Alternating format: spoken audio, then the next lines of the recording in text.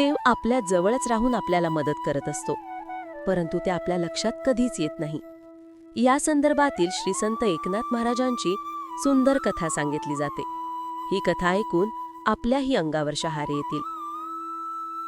तर कुणीतरी एक व्यक्ती संत एकनाथ महाराज यांचे घर शोधत शोधत फार लांबून आला होता. नाथांच्या दारात आल्यावर त्याचा अवघा शीण निघून गेला. त्याच्या मनात एक अधीरता, उत्कटता दाटून आली होती. घरात गेल्यावर नाथ दिसताच त्याने नाथांचे पाय धरले आणि हात जोडून तो आर्तस्वरात नाथांना म्हणाला की, नाथ बाबा, मला भगवंताचं, श्रीकृष्णाचं दर्शन घडवा हो. एकनाथ महाराजांना काहीच समजेना. हा कोण कुठला? आपली व त्याची ओळख पण नाही. त्याला मी कोठे राहतो हे पण माहीत नाही. माझे घर शोधत शोधत तो आलाय आणि मला म्हणतोय कसा, म्हणे भगवंतांचं दर्शन घडवा. तेवढ्यात तेथे नाथांच्या पत्नी गिरिजा देवी आल्या. त्यांनी पण तो व्यक्ती नाथांना काय म्हणत आहे ते ऐकले होते. नाथांनी त्याला उठवून जवळ घेतले, पण तो मात्र एकच वाक्य परत परत म्हणत होता, नाथ बाबा, मला भगवंताचं, श्रीकृष्णाचं दर्शन घडवा हो. त्याची नजर घराचा कानाकोपरा शोधत होती. नाथांनी त्याला मुंच आसनावर बसवले. स्वतःच्या हाताने त्याचे पाय धुतले. तोपर्यंत गिरिजा देवींनी गुळपाणी आणले. ते पाहून त्या व्यक्तीचे मन भरून आले. तो पटकन खाली बसून नाथांचे पाय धरून त्यांना म्हणाला की, नाथ बाबा, मला 15 दिवसांपूर्वी दृष्टांत झाला.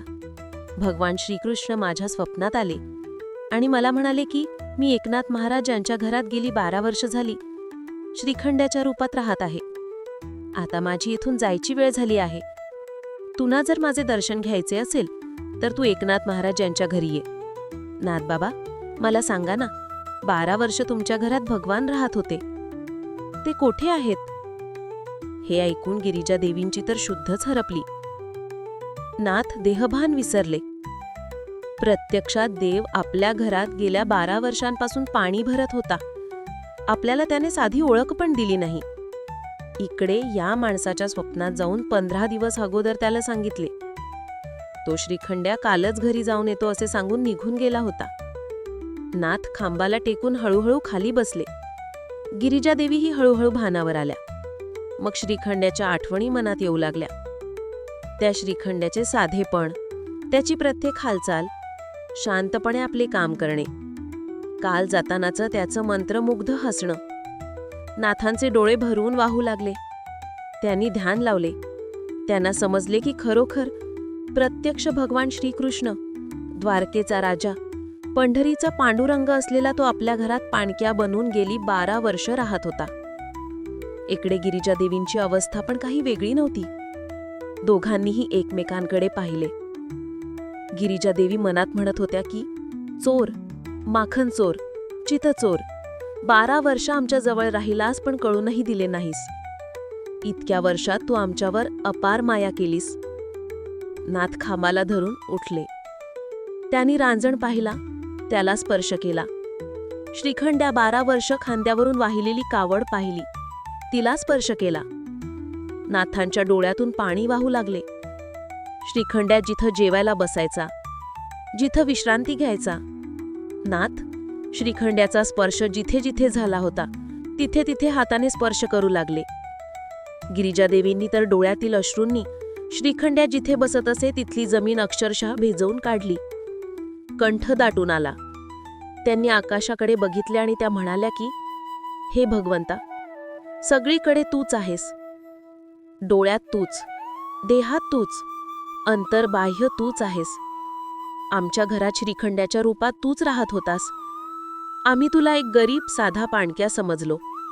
आम्हाला क्षमा कर देवा.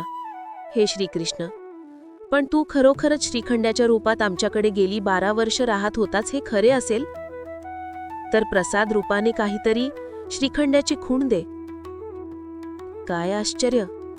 त्याबरोबरच रांजण दुधडी भरून वाहू लागला. जोरात वारा सुटला अन कोपऱ्यातली श्रीखंड्याची घुंगूर काठी त्या वाऱ्याने पडली. घुंगरूंचा आवाज झाला. त्या घुंगूर काठीला एक भरजरी शेला बांधलेला होता.